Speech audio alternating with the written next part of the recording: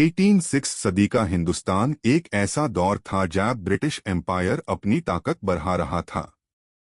उस वक्त एक ऐसा हुक्मरान भी था जो उनके खिलाफ खड़ा हुआ, ना दार के ना झुकने के लिए तैयार।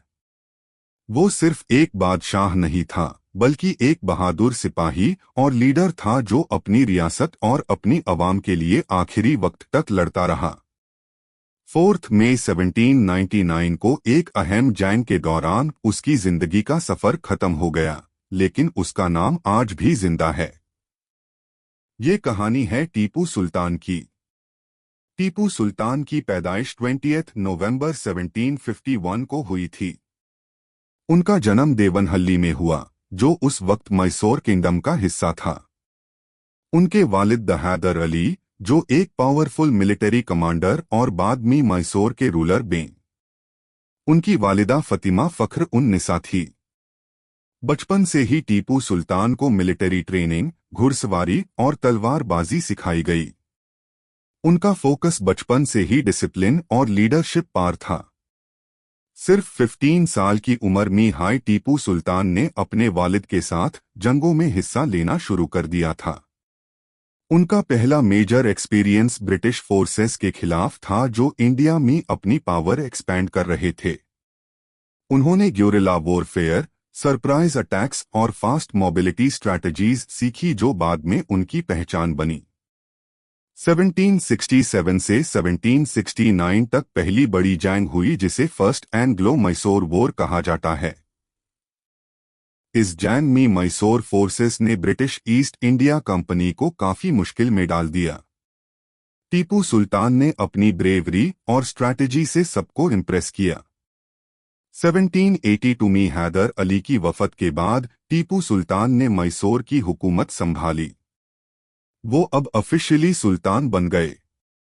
उन्होंने अपनी आर्मी को मॉडर्नाइज किया, डिसिप्लिन स्ट्रिक्ट किया और ब्रिटिश के खिलाफ रेजिस्टेंस और स्ट्रॉन्ग बना दी। 1780 से 1784 तक सेकेंड एंग्लो मैसूर वॉर चली। अरकोट, पोर्टो नोवो।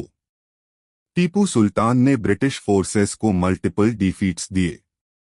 1784 में ट्रीटी ऑफ मंगलौर साइन हुई, जो ब्रिटिश के लिए एक सेटबैक था। 1790 से 1792 तक फिर से जंग शुरू हुई। इस जंग में ब्रिटिश ने मराठा और निजाम के साथ अलायंस बना लिया। मेन बैटल हुआ सेरिंगपटम के आसपास। रिजल्ट में टीपू सुल्तान को अपनी कुछ टेरिटोरीज देनी पड़ी और उनके 2 बेटे हॉस्टेज बनाए गए। टीपू सुल्तान सिर्फ वॉरियर नहीं थे, बल्कि एक इनोवेटर भी थे। उन्होंने आयरन केस्ड रॉकेट्स डेवलप किए, जो बाद में मॉडर्न वॉरफेयर का बेस बने। उन्होंने इकोनॉमी को इंप्रूव किया, सिल्क इंडस्ट्री प्रमोट की, न्यू करेंसी सिस्टम इंट्रोड्यूस की, ट्रेड राउट्स एक्सपैंड किए। उनकी आर्मी एशिया की सबसे डिसिप्लिन्ड आर्मीज में से एक थी। 1799 में फाइनल कॉन्फ्रंटेशन होता है, जिसे सीज ऑफ सेरिंगपटम कहा जाता है। ब्रिटिश फोर्सेस ने मैसूर को सराउंड कर लिया था। 4 मई 1799 में टीपू सुल्तान ने अपनी आखिरी जंग लड़ी। वो अपनी तलवार के साथ आखिरी वक्त तक लड़ते रहे और शहीद हो गए। 4 मई 1799 सेरिंगपटम में उनकी मौत के साथ मैसूर एम्पायर का एक एरा खत्म हो गया। टीपू सुल्तान को आज भी शेर-ई मैसूर कहा जाता है। उनका फेमस कोट, शेर की एक दिन की जिंदगी गिदर की 100 साल की जिंदगी से बेहतर है। वो आज भी ब्रेवरी, रेजिस्टेंस और लीडरशिप की मिसाल है।